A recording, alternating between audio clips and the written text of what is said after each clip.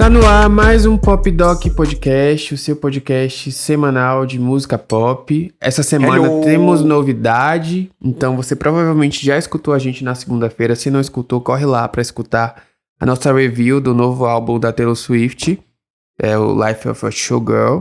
Quer dizer, a minha review com o Alexandre Levy, porque o Paulo Corrêa ele permaneceu em silêncio por todo o episódio.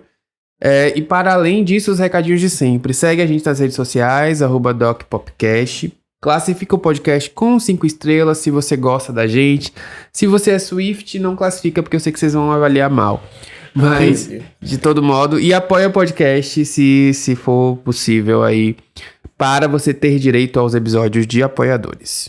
Não é bem assim, teve Swift que defendeu a gente, tá? Não teve isso aí, Swift, mas não. é importante agora trazer um recado que teve parte da audiência que já pediu isso anteriormente.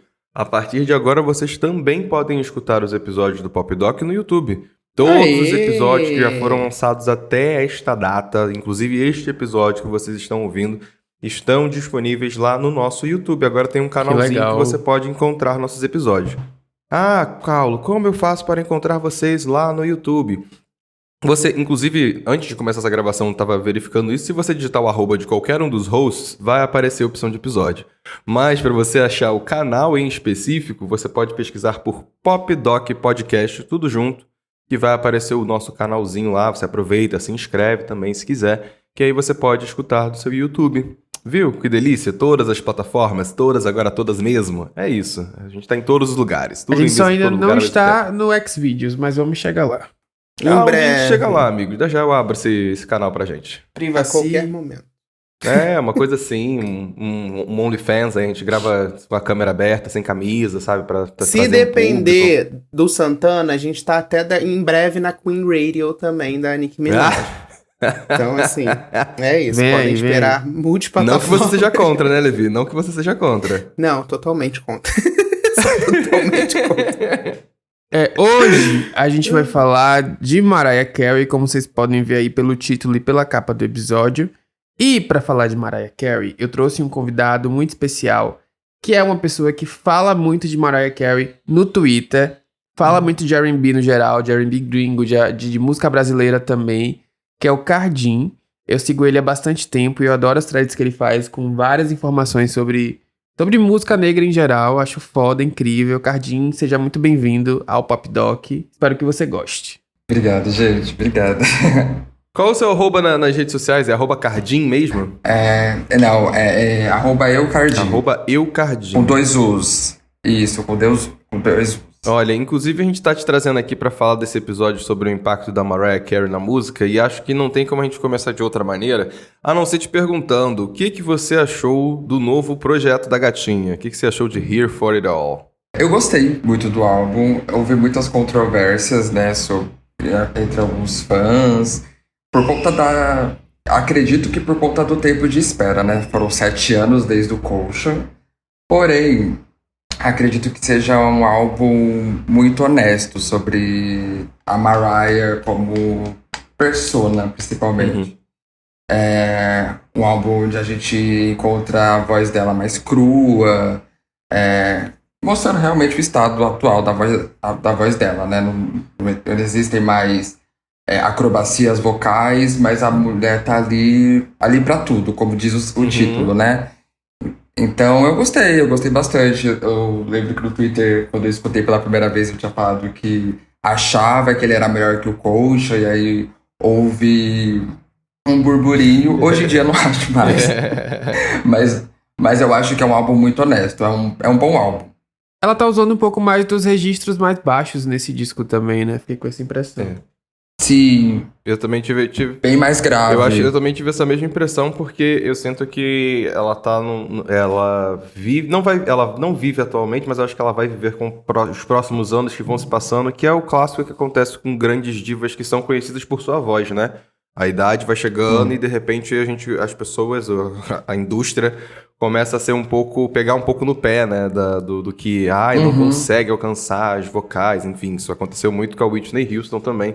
Então é muito legal ver que ela conseguiu trazer num projeto a voz dela da maneira que tá, sabe? A gente sabe que ela gosta muito de usar Photoshop pra postar fotos online e tudo mais, mas pelo menos na sua voz ela trouxe uma versão um pouco mais crua, como bem disse o Cardinho, e eu concordo super. Acho que eu gostei bastante. Acho que é um projeto que eu lembro que quando saiu o primeiro single, eu fiquei muito com aquela sensação de que era um single que, de certa forma, apresentava o Type Dangerous, apresentava a Mariah para uma nova geração e, ao mesmo tempo, reafirmava a imagem dela como essa diva pop glamurosa. Eu fiz, inclusive, um vídeo justamente analisando a construção de imagem que ela fez. E acho muito que esse single toca um pouco nesse lugar, porque tem pessoas... existe uma nova geração, sabe? Que não entrou em contato com a Mariah. Ainda mais quando a gente parar pra pensar nesse intervalo de tempo entre projetos de estúdio e tudo mais. Então é muito interessante ver que ela está se reapresentando e de uma maneira muito positiva, sabe? De 10 de 10.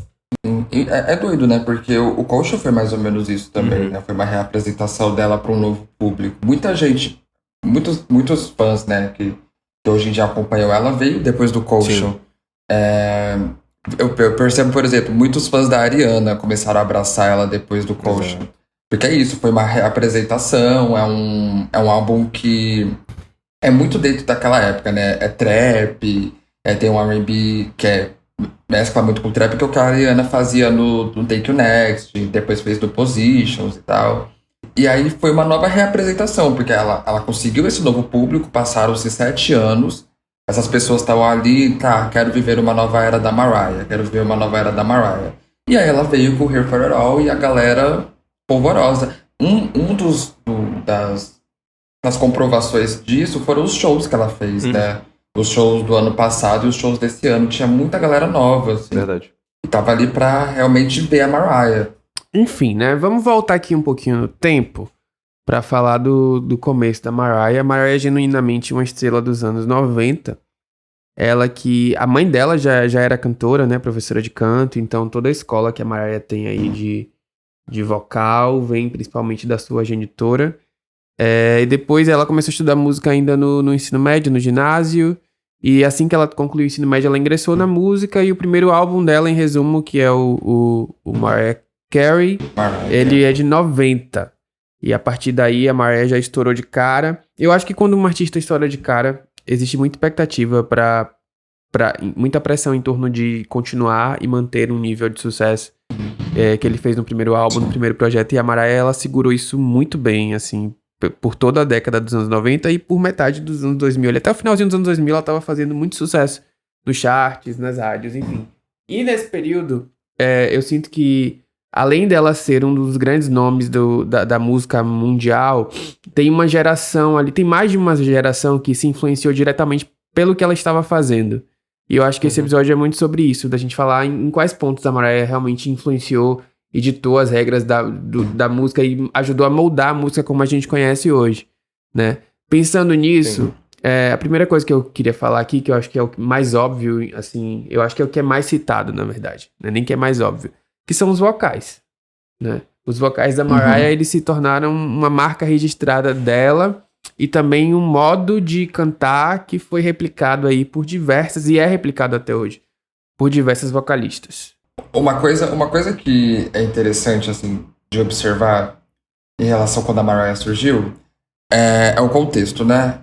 90 tava rolando todo aquele escândalo com aquela dupla que, enfim, não cantava e dublava, e aí a Mariah, ela passou por isso. De ninguém acreditar que ela cantava. O Milli Vanilli, né? O Milli Vanilli. Vocês não conhecem a história do Milli Vanilli, dê um Google aí. Eles eram uma dupla que ganhou um Grammy, e aí de repente descobriram que eles não cantavam nada e tiveram que devolver o Grammy. É bem legal, bem bizarra e bem interessante essa história. Isso foi uma cruz que ela carregou a carreira praticamente toda, né? Porque ela entrou num ciclo vicioso que ela precisava se provar o tempo inteiro. Primeiro, no início, com o escândalo do Milli Vanilli, ela ficou 3 anos com ninguém acreditando que ela cantava. Aí ela foi lá, fez o MTV Unplugged, e aí todo mundo, ela canta. E aí depois disso ela entrou num outro rolê, que era das pessoas começarem a questionar se ela cantava ainda do mesmo jeito. E aí, 97, 98, a mesma coisa. As pessoas falaram, tá, ela não canta mais do mesmo jeito, ela foi para um registro soproso, ela não faz mais as high notes, e aí ela foi lá e teve que se provar novamente. E aí isso foi perdurando a carreira toda dela. E aí eu acho interessante observar, como você estava falando da questão dos vocais, que ela teve sempre que se provar, teve sempre que se provar, e partindo disso, muita gente se inspirou nela por conta da variedade de vocais que ela foi entregando ao longo, de 12 anos de carreira, assim, de 90 a 2002. Sim. Então, ela ia para um registro grave, muito grave, ou para um registro agudo, muito agudo. Era sempre muito exagerado, né? Ou era muito agudo, ou era muito grave, ou era muito soproso.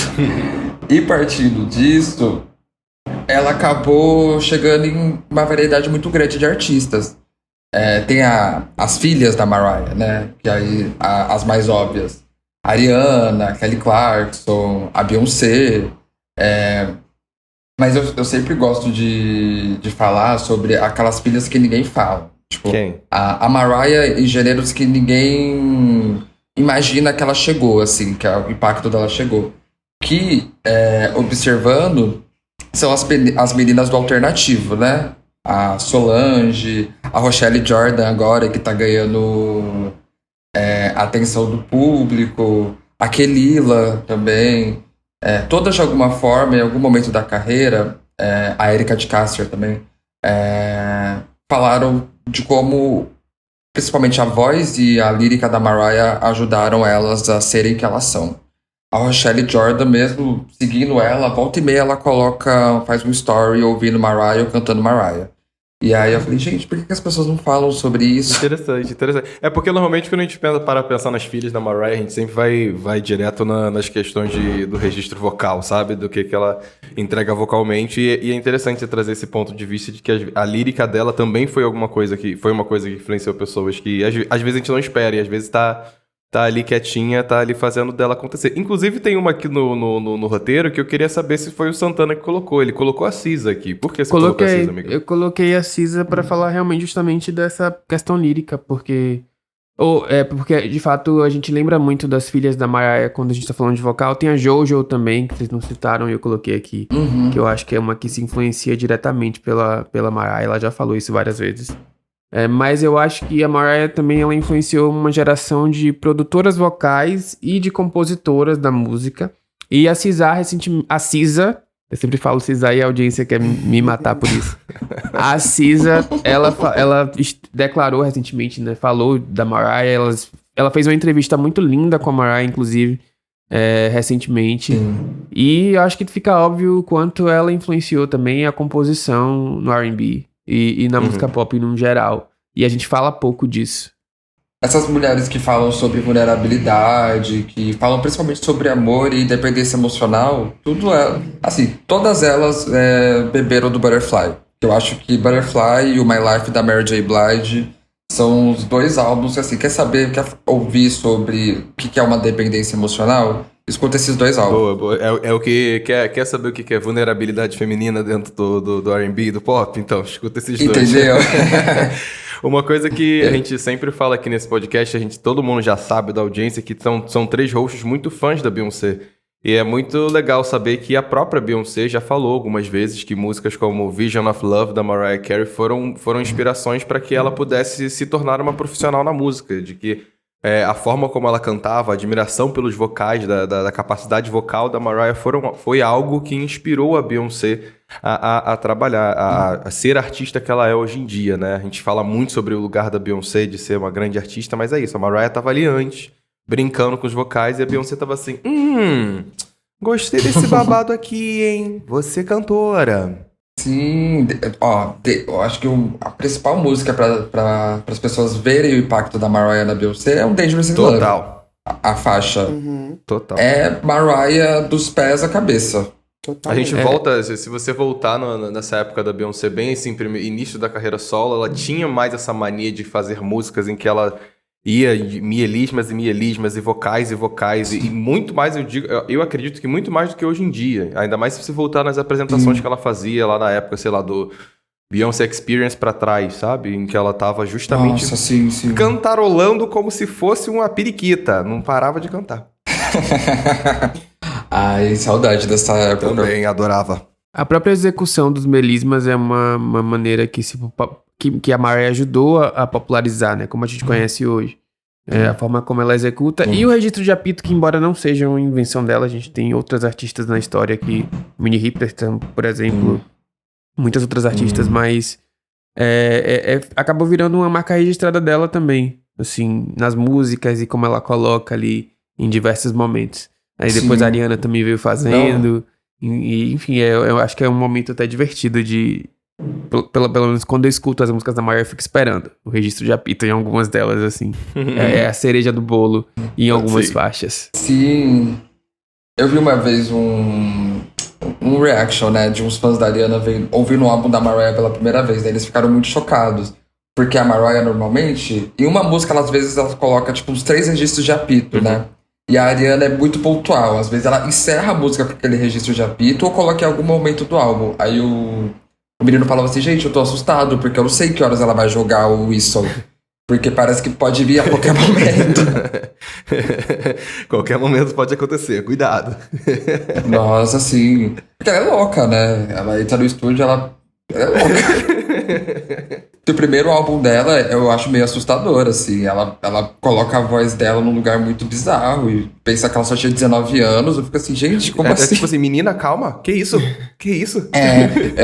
Ela realmente era alguém que precisava sair da pobreza. Ela tava pagando por tudo, sabe? Ela tava se esforçando. Dedicada, diva dedicada. Porra, mas ela é dedicada mesmo. Quando a gente para pra ver a história dela... eu fui ler a memoir dela, né? E você começa a entender o quanto a bicha sofreu, né? Porque, assim, a relação com os familiares dela, só do irmão, da irmã, da mãe, você vê que, tipo, a questão do racismo, que ela fala muito sobre isso. Então, tipo, tem uma questão que realmente você vê um sofrimento ali que... Até hoje em dia, assim, depois que você lê essa memoir, eu acho que hoje em dia, você olhar a Mariah Carey, você passa a entender um pouco mais a forma como ela se comporta e a forma como ela expressa as coisas na mídia e, enfim, perante a sociedade. Eu acho que tem muito trauma, tem muita coisa ali por trás que ela abriu as portas para todo mundo, mas ao mesmo tempo, acho que pouca gente sabe a troca de quê, tipo, a que custo. E eu acho que o grande custo disso foi a saúde mental dela, assim. Foi a forma como ela vive a vida dela até hoje. Você vê que ela tem muita dificuldade de se expressar em entrevistas. Por mais que ela, né, eu acho que ela se expresse muito bem em forma de composições, na arte dela, quando você para pra falar com a Mariah persona, você vê ali que nas entrevistas que ela é uma pessoa travada, que ela tem umas amarras, e eu acho que isso se deve muito ao que ela passou na infância, na adolescência, e essas quebras de barreiras e expectativas que foram colocadas nela desde o começo da carreira, porque como o Santana falou, é tipo assim, ela chegou já com o pé na porta, basicamente, né? Ela já chegou começando. É isso, e ela meio que... É isso, ela não tinha muita escolha, né? Ela veio de uma realidade de vulnerabilidade social pesadíssima. Ela tinha uma família que não gostava dela. A própria mãe dela, acho interessante você observar a relação dela com a Patrícia, porque, por um lado, ela ama essa mãe e tal, ela dá ao fato dela ser uma cantora à mãe dela, mas, por exemplo, ela é uma relação extremamente complexa. A Patrícia já chegou e virou pra ela que ela nunca seria uma cantora tão boa quanto ela. E isso, ela sendo já Mariah Carey. Então, eu fico imaginando a mente dela em relação a isso, buscando essa aprovação. A mesma mãe que chamou a polícia pra ela numa casa que ela mesma comprou. E chamou a polícia sabendo da questão da problemática de que ela era uma mulher branca naquela casa. E a Mariah, não sendo lida como uma mulher branca, não seria tratada como ela, a mãe. E mais problemático ainda, levando em consideração que era o que ela fazia quando a Mariah era criança com os irmãos da Mariah. De tipo, você me desobedeceu, então eu vou chamar a polícia pra você. Surreal isso. E aí... É bizarro. Então, ela Ela é muito traumatizada. Sim, eu Muito senti traumatizada. muito que ela tem uma vibe meio da Jeanette McCurdy, que é o Thank God I'm glad my mom died. Tipo assim, quando eu acho que é meio que uma... Ela não consegue admitir que ela realmente não tinha uma relação boa com a... Tipo assim, que ela não gostava da mãe dela, digamos assim. Até porque ela sabe o quanto isso soaria muito mal, ela dá essa afirmação, mas você vê pela forma que ela descreve que ela tem todos os motivos do mundo pra odiar a mãe dela e os familiares dela, né? Então isso é muito bizarro. A Alison, né, a irmã dela, eu acho bizarro assim, a relação das duas. Eu lembro que quando eu fui ouvir Petals, né, que é a música que ela fez no Rainbow, eu fiquei muito chocado primeiro com a questão da lírica, né? Eu acho que eu nunca tinha ouvido uma música que uma cantora tinha sido tão honesta, assim, sobre a vida dela. E aí eu fui pesquisar e tal, e aí quando eu fui entender, assim, a relação das duas, e eu fiquei, gente, que bizarro. E aí saiu o livro, e ela falando que a irmã dela quase vendeu ela pra um traficante. E eu fiquei pro cafetão, na real. E aí eu fiquei, meu Deus, e ela era uma criança, e eu fiquei... E era, tipo, um lugar de... Não é nem de um lugar, tipo, de precisar, não que isso justifique, né? Mas um lugar de vingança mesmo, de tipo, você teve uma infância melhor do que a minha, então você merece sofrer. Surreal isso, cara. É extremamente gratuito. E mesmo assim, mesmo com todas essas questões, ela sempre... Não, ela é minha irmã, eu tenho que ajudar ela. Tanto é que ela praticamente criou o filho da Alison. Né? O filho da Alison... Ela custou tudo, ele morou com ela, hoje em dia eles têm uma relação muito próxima. Mas ela e o Morgan é bizarro, assim. E aí o episódio de 2001 é mais bizarro ainda, porque ela não, porque ela já não tava mais lá. Mas o Morgan e a mãe dela, junto com o Tommy Mottola, pra fazer ela ruir. Só por uma questão de dinheiro, assim, pra colocar ela numa tutela. Tipo, é bizarro. Parar pra pensar que ela quase caiu no mesmo lugar que a Britney de tutela familiar, né? De que ia perder o controle de tudo pra que a família lucrasse em cima do talento dela. É bizarro. Eu acho que é parar pra pensar que foi uma artista que passou por muito desse lugar tenebroso, obscuro da vida, e mesmo assim conseguiu trazer tanta coisa boa, sabe? Tanto material bom, conseguiu continuar trabalhando com a sua arte pra gente continuar escutando ela até hoje. Acho isso... Isso se traduz numa força tão grande da artista que às vezes é meio imensurável, porque ela tinha todos os motivos pra parar, todos os motivos pra não fazer, sabe? Pra não cantar. E que pouca gente sabe mesmo assim também. ela tava lá fazendo. Eu acho que entra num lugar, tipo, eu acho que acontece muito na mídia de a gente só falar dessas questões quando a cantora já chega num limite, assim, de surto, quando isso já repercute, que aí a gente vê alguns casos na história do mundo da música que isso aconteceu. A Mariah, eu acho que pelo fato dela ter se mantido bem sucedida na carreira, sempre, muita gente não sabe o que ela passou, muita gente não sabe desse passado dela, e principalmente também por isso ter sido repercutido ali no final dos anos 90, 2000. Então, quando a gente para pra ver ali, tipo, hoje em dia, 20 e poucos anos depois, muita gente não sabe dessa vida conturbada pessoal que ela teve, a questão do Tommy Mottola, tipo, a nova geração não faz nem ideia de quem foi Tommy Mottola e qual foi a importância, né, na carreira e o que aconteceu, como é que acabou o casamento. Ninguém acompanha isso. Então tem um lado muito obscuro que faz a gente entender hoje em dia de como a Mariah vive e se comporta e como isso influencia tanto na vida pessoal quanto na vida profissional e na arte dela. Exato. Sim, exatamente. Olha, a gente tá aqui falando sobre impactos da Mariah, a gente falou muito sobre a voz, mas tem uma coisa que as poucas pessoas... Eu sinto muito que pessoas atualmente perdem essa medida e não correlacionam as coisas. Mas, enfim, todo esse movimento que a gente escuta hoje em dia na indústria, do pop encontrando rap, do pop encontrando R&B, de trazer um rapper, sabe, sei lá, tipo Umbrella da Rihanna, que trouxe o Jay-Z pra cantar junto com ela, ou várias outras cantoras que fizeram isso. É muito doido parar pra pensar que a pessoa que inaugurou essa ideia de trazer rappers pra dentro do pop, pra dentro de um feat, pra poder trazer um molho diferente na música, trazer um público diferente na música, foi a queridíssima Mariah. A responsável, inclusive, por inaugurar isso é a música Fantasy. Está lá no Música Pop no Fantasy, no seu quarto álbum de estúdio. E é muito legal porque quando eu tava fazendo uma pesquisa recente para um vídeo que eu fiz, sobre como nos álbuns de remix que ela trazia justamente na década de 90, ela fazia questão de trazer vários rappers masculinos e rappers femininas também para cantar junto com ela, e isso abriu um leque de possibilidade que a indústria ainda não tinha enxergado, ainda não tinha vislumbrado sobre, e de repente viram que, cara, olha só como essa pessoa tá chegando aqui, inaugurando essa nova mistura que todo mundo achava que deveriam viver em mundos diferentes, sabe, aquela famosa segregação de gêneros, e de repente ela apresenta que não, podemos misturar os dois e isso vai ter um efeito muito poderoso e muito forte. E aí desde então é que a gente escuta aí essa mistura de várias divas pop trazendo rappers pra cantar juntinho. Mariah Carey, inclusive, foi das primeiras pessoas a trazer a Nicki Minaj num featuring. Isso é muito interessante.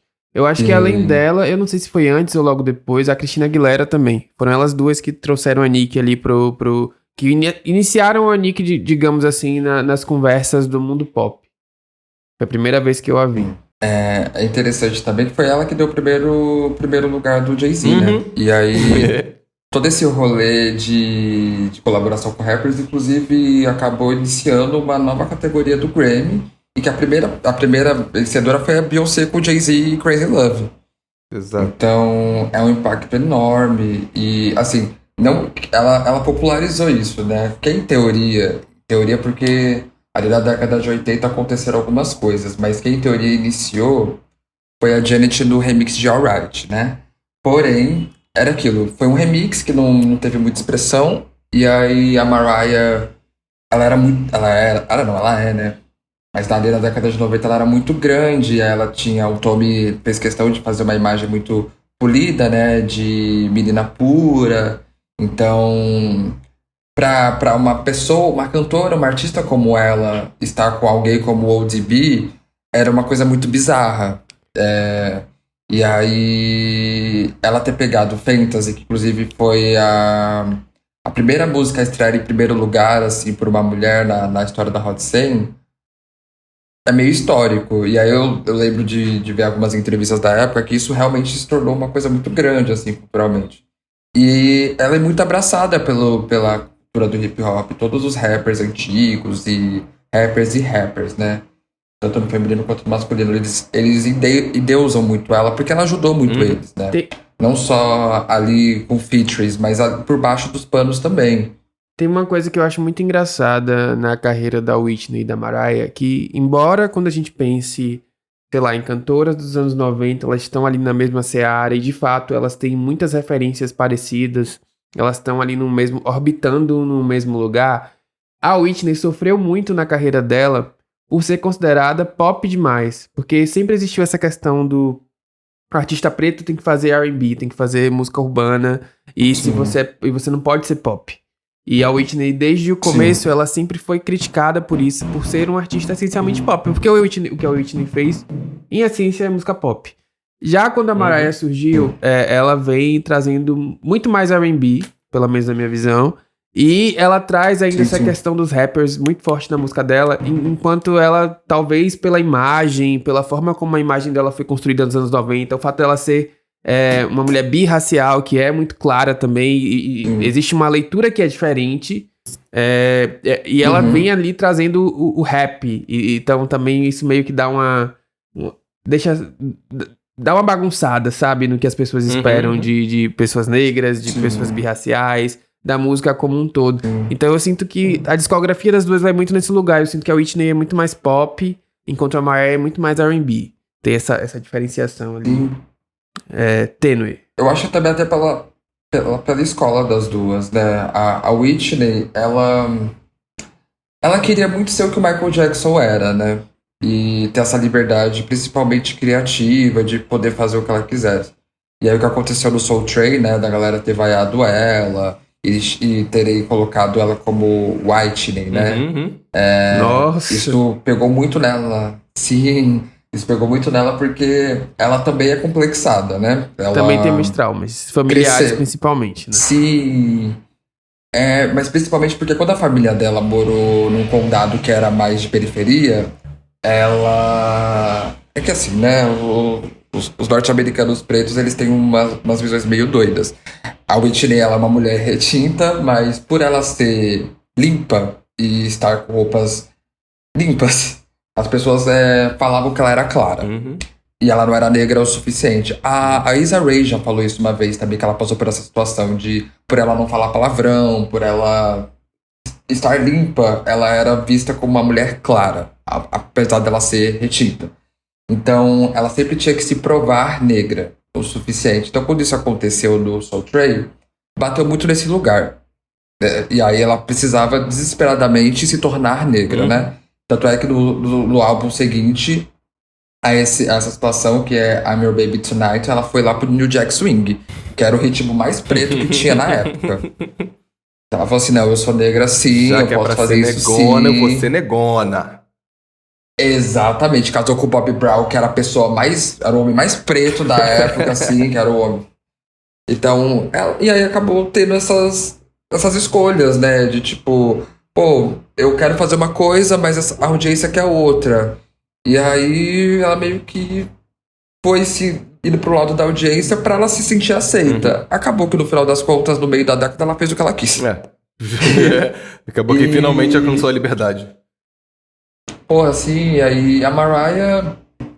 Aconteceu isso com ela também, dela ter que se... É isso, né? Ela sempre ficou num lugar assim, o que você é? Você é negra ou você é branca? Desde o início da carreira dela. E aí ela sempre teve que bater muito no pé, não, sou uma pessoa birracial, até que em algum momento na carreira dela falou, mas eu me enxergo como uma mulher negra, porque eu nunca fui tratada como uma mulher branca. Então, é a maneira como eu me enxergo. E aí, partindo disso por baixo dos panos, ela sempre teve que lutar por esse soul preto, né? Porque o Tobey Motola não queria. O Tobey Motola queria vender ela pra todos os grupos. Homem desgraçado. Então, vamos deixar ela... Nossa, vamos deixá-lo o mais passável possível. Eu aceito que ela faça aqui um R&B, aceito que ela faça um gospel, aceito que ela faça um remix de house, mas assim, o máximo. Não quero rapper, não quero ela misturada, porque senão aí eu não consigo já vender ela desse jeito. Aí eu vou ter que falar que ela é negra. E aí... que ódio. E aí ela muito foi antes embora, do né? Twitter, tá vendo, gente? Isso aí é muito antes Muito da antes. internet. Pra o Muito antes. Xande Levi não falar assim, será que essa pauta é relevante Existe fora fora do da Twitter? internet? Amor, essa existia. Essa existia. Eu lembro. infelizmente. Eu lembro que na década de 90, minha mãe é muito fã da Mariah, né? A revista Raça fez um artigo discutindo isso. Passado. O que a Mariah era. Passado. E aí... eu lembro que eu fui descobrir esse rolê, assim, do que a Mariah era, bem mais tarde, porque a minha mãe trazia pra gente de uma outra forma. Pra gente nunca houve uma discussão o que a Mariah era.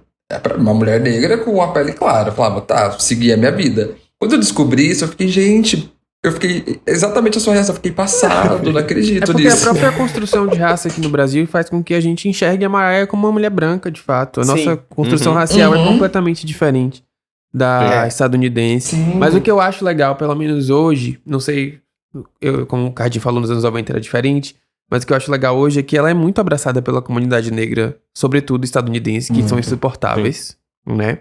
Eles discriminam todo mundo, Muito. de Tyla, passando por Cynthia Erivo recentemente, mas a Mariah eles respeitam. Eles são podres. Então, Isso, mas... eu acho esse nível de admiração e respeito que ela construiu ao longo dos anos muito admirável. E no Brasil também, lá em casa a gente sempre frequentou baile black, né? E sempre tocou Mariah de algum ponto. E aí eu lembro que antes do Emancipation, tocava muitas músicas do Emotions, né? E aí tocava muito Emotions.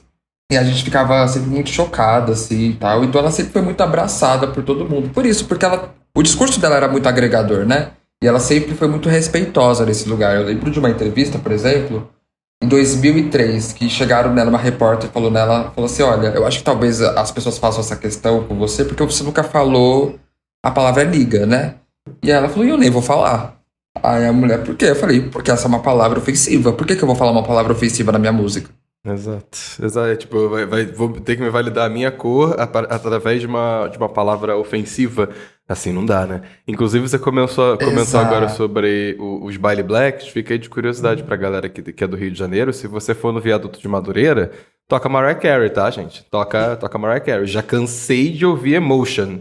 Fica a dica aí, Xande Levi, pra você ir lá Santana. no baile Madureira que fica do lado da sua casa e você nunca foi em quase 30 anos de vida. Que Conhecer. ódio. Realmente, somente uma pessoa de Salvador poderia falar que o viaduto de Madureira é do lado da minha casa. Exatamente. Não tem todo lado. Mas Claro, o mais mas não é curioso é carioca. que eu sei do de Salvador, Bahia, já fui mais ao baile de Madureira que você. Isso que eu acho Bom pra curioso. você. Olha Espero só. que você tenha aproveitado bastante. Foi tudo. Exato. No final do ano eu tento levar o Levi no baile charme. Mas que aí meu pronto, ele Deus, perde gente, que esse estigma, tá fissura! bom? Meu Deus Aí do ele céu. perde esse estigma, tá? Ai, É gostoso, é gostoso. Eu Eu imagino que todo mundo seja, metendo gente, passinho. tudo bem. Dá pra ouvir.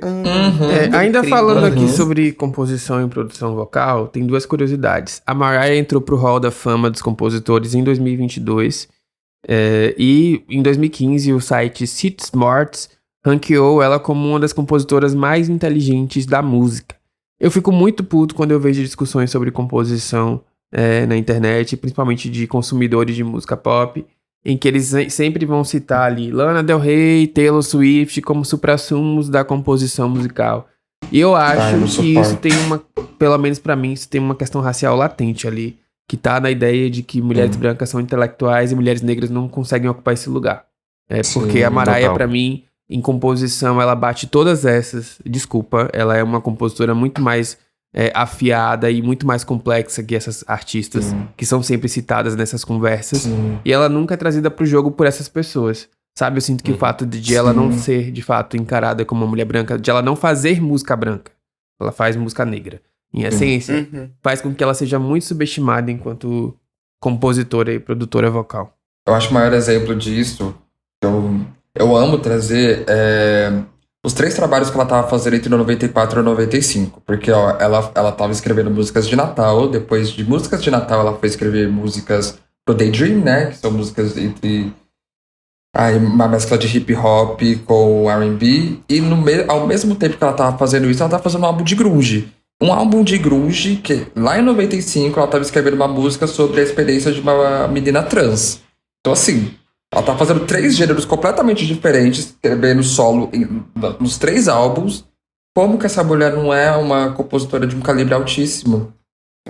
E ela escreveu a maior parte dos hits, né, dela, se eu não me engano, só tem 2 músicas que pegaram das 17, são 17? Só, Acho que sim. Que então são 19 só foi... Ela escreveu 18, porque uma é um cover, que é o cover dos Jackson 5. Sim, exato. Uma coisa que eu acho legal trazer sobre a Mariah, e eu sinto que quando a gente para pra analisar a imagem dela, a construção de imagem que ela teve, nenhuma outra diva pop conseguiu fazer no nível que ela fez, numericamente da maneira que ela faz, e a repercussão durar tanto tempo. Ela conseguiu dominar a sazonalidade de um período de uma maneira que ninguém conseguiu fazer igual até hoje. Ela se tornou símbolo de um período de Natal, a mãe do Natal. Ela descongela literalmente anualmente para começar a introduzir o Natal pra gente. E eu acho isso de uma maestria surreal. Para além da música ser boa, de ser um single que marca, né? Que a gente fica gravado na nossa cabeça. Mas para a construção toda que ela fez para esse símbolo, a ponto de que a gente já vê em diversos períodos essa questão de tentar controlar uma sazonalidade. Ser a música do verão, ser a música do carnaval, verdade. por exemplo, em proporções brasileiras.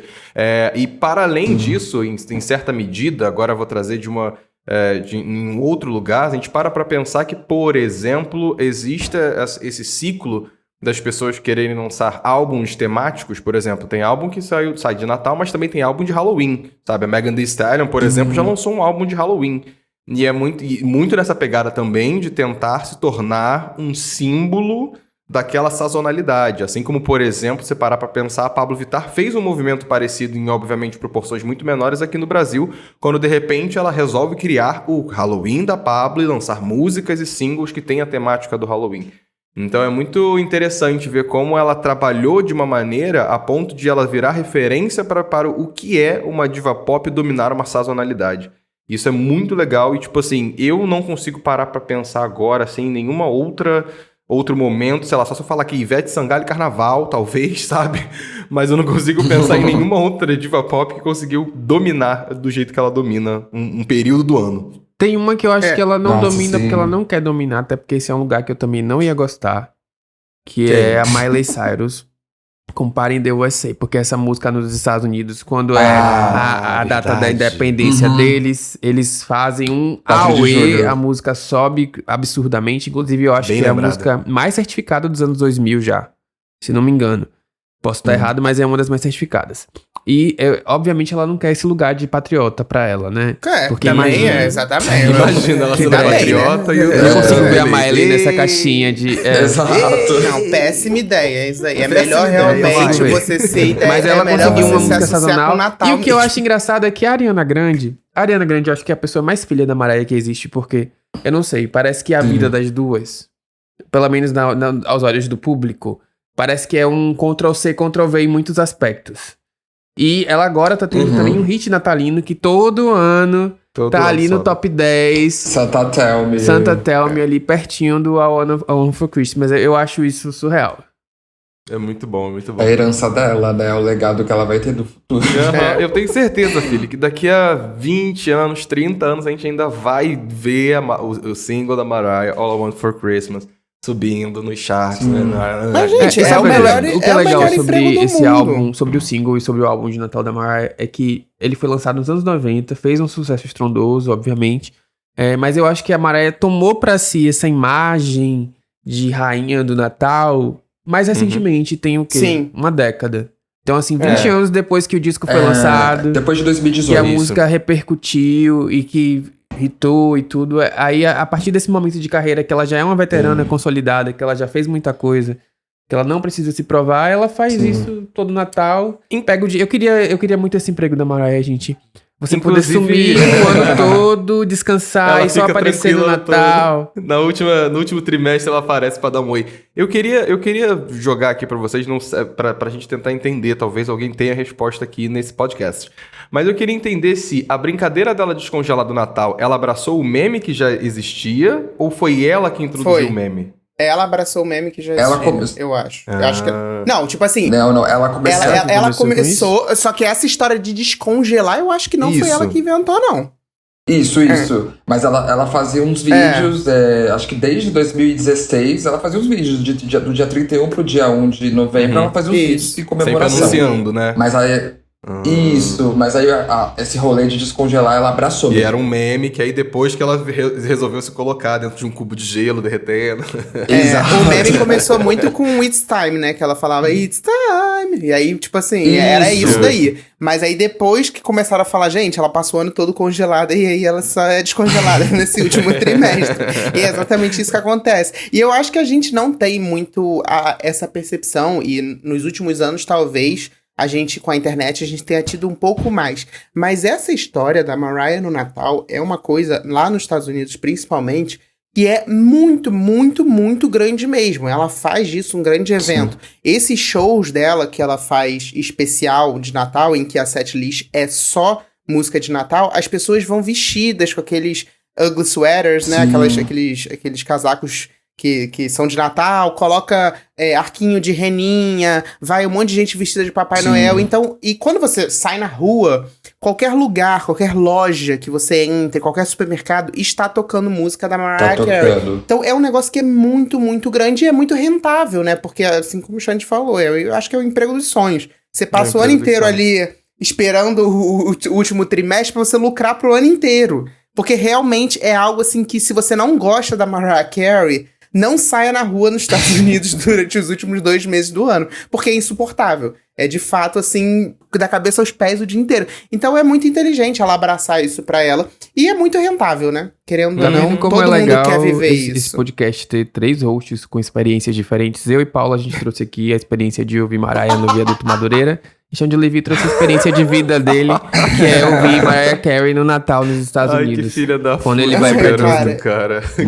Muito legal. Esse garoto. E um adendo importante também é que a gente tem o episódio 19, em que a gente, aqui no Pop Doc, que a gente fala sobre músicas de Natal e a gente fala exatamente sobre essa sazonalidade, sobre toda essa questão, como é que surgiu, os outros grandes nomes do Natal, enfim, fica aqui a dica também, aproveitando, tá acabando o ano, daqui a pouco Mariah descongela, passa o Halloween, a gente já começa a falar desse assunto. Exato. Uma coisa que eu ia comentar sobre esse lugar de músicas e dominar sazonalidades, eu acho que o efeito que a gente vai ver com a música da Mariah com o passar dos anos, Espero que ela demore muito pra morrer por causa da frase que eu vou falar agora, tá, gente? Ai, meu Deus. Vai matar Mas por favor. o efeito é muito parecido com o Thriller do Michael Jackson. Michael Jackson já, enfim, Sim. lançou Thriller há zilhões de anos atrás e a música continua subindo sempre quando chega outubro, período de Halloween, ela sobe e ele já não está mais entre nós.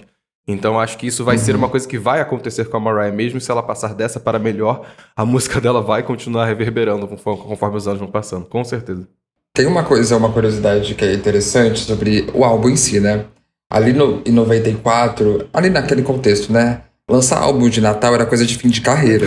Então, era basicamente isso. Quem lançava álbum de Natal é porque já tinha tentado de tudo. É tipo a fazenda do mundo pop. A pessoa já tinha tentado de tudo. Não julgo. Já tinha feito tudo. Falava assim, gente, vamos pro álbum sazonal mesmo, que é o que vende. Pelo menos vai ter aquela venda passiva, né? A pessoa vai comprar pra dar de presente, de qualquer forma.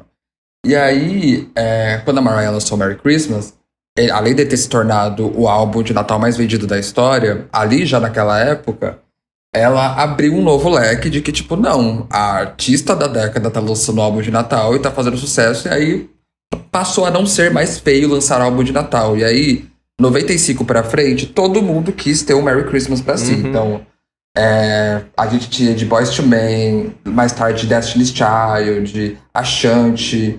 Se você buscar de todos esses artistas de R&B, tem um álbum de Natal ali que todo mundo queria aquela fatia já A ali. Aguilera também, né? Lançou um pouquinho depois. Teve uma mistura e teve um kikiki, né? O símbolo do Natal. Olha, a gente tá já pensando aqui em começar a nossa reta final. Eu queria perguntar pra você, Cardim, se você tivesse que fazer um top 3 discos da Mariah, como seria o seu top 3?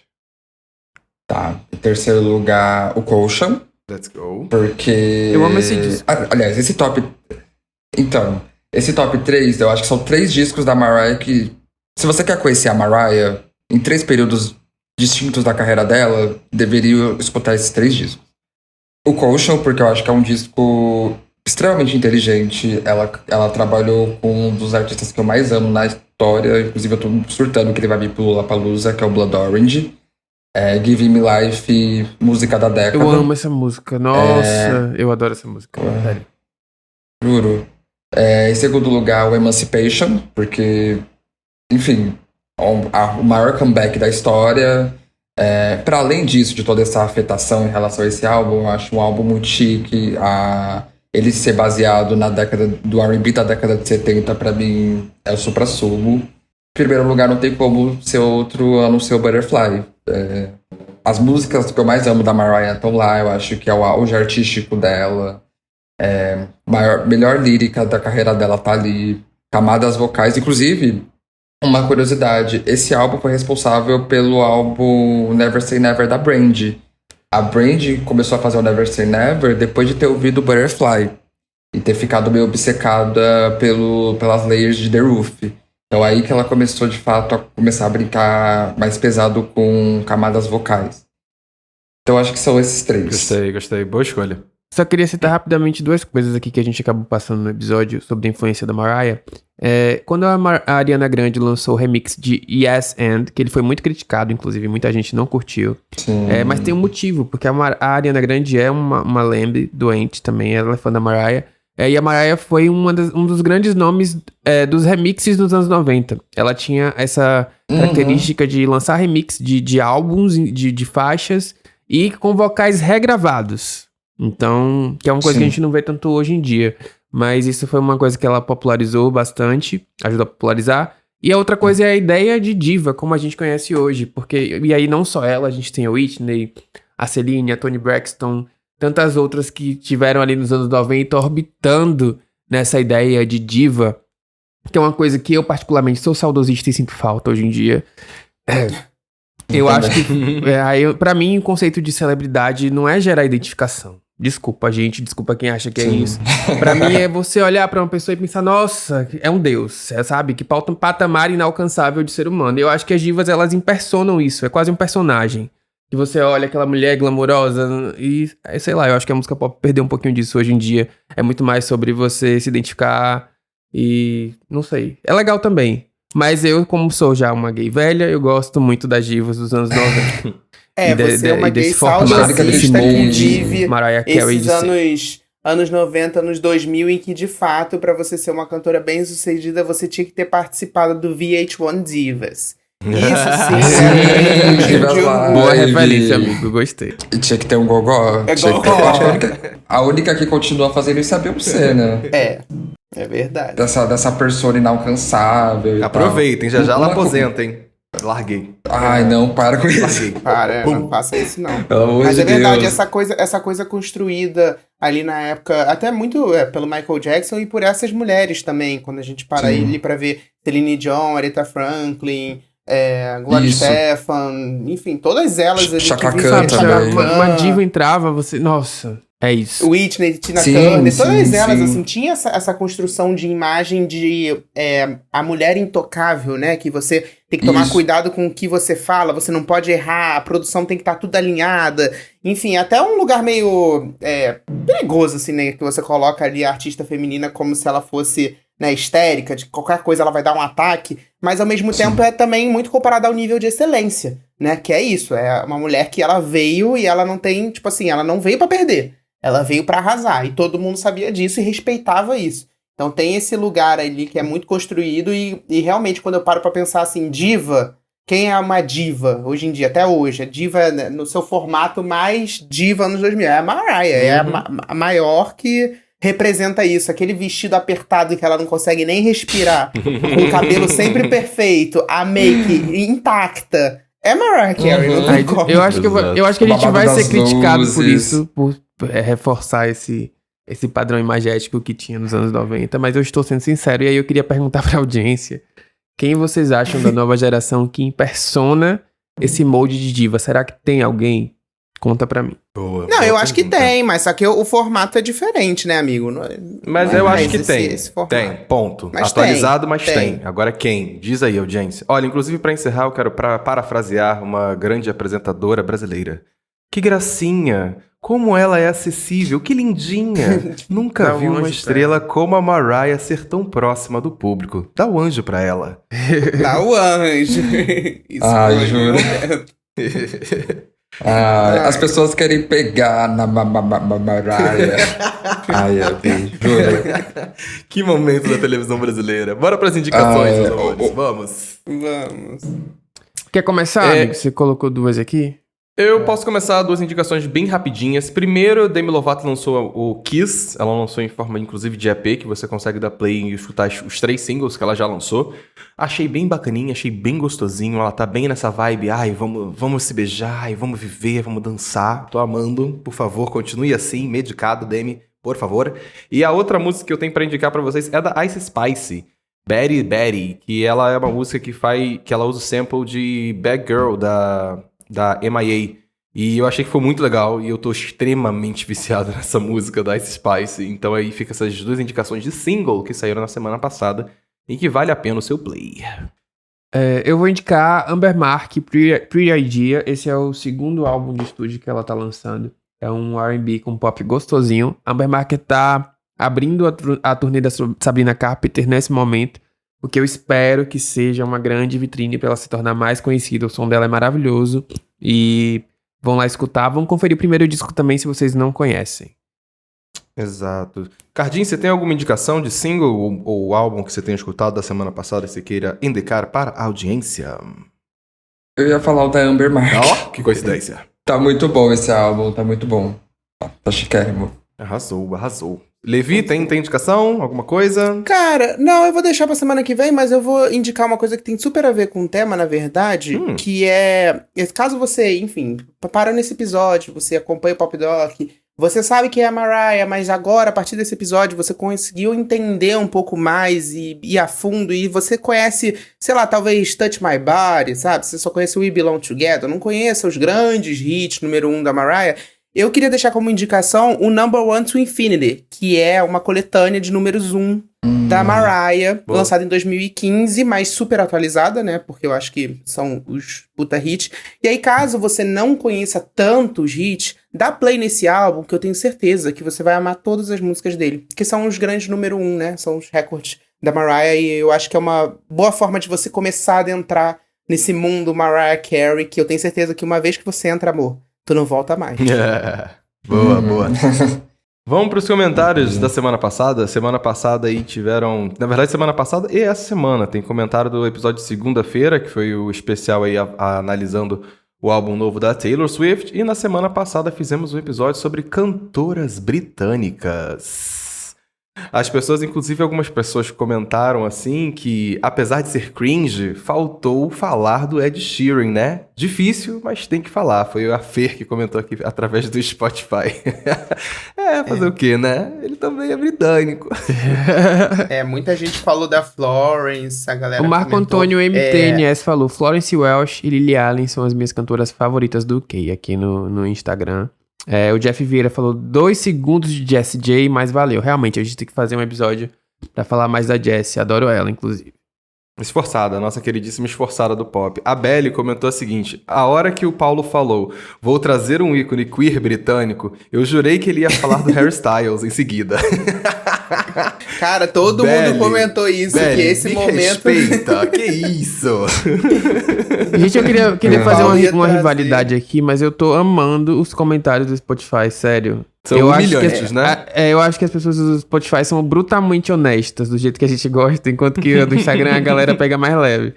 Então, eu tô amando vocês. A gente teve uns 10 comentários falando do silêncio do Paulo no episódio da Taylor Swift.